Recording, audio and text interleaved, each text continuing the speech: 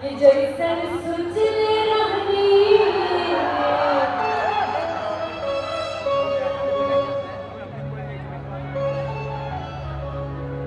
और कि बड़ा नीक लागेला बलम जी के बोलिया कि जहिया से ले आइल बारे अपन घर डोलिया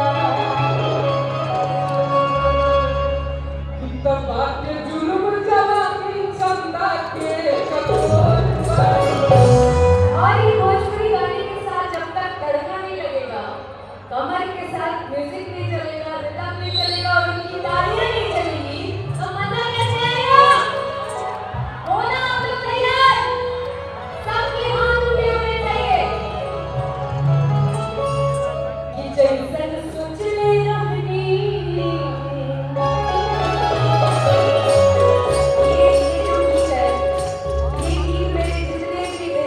नौजवान हैं उन लोगों को डेडिकेटेड है मेरे तरफ से तुम्हारी तरफ कोई लड़की है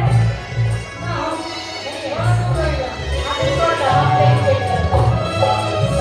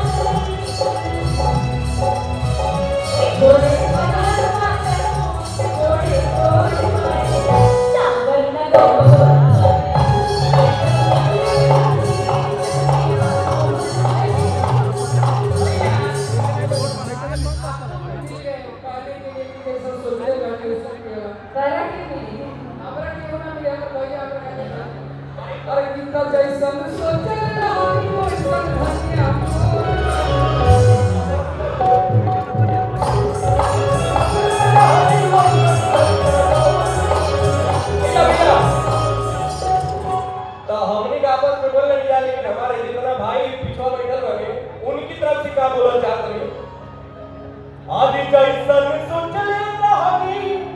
ओइसन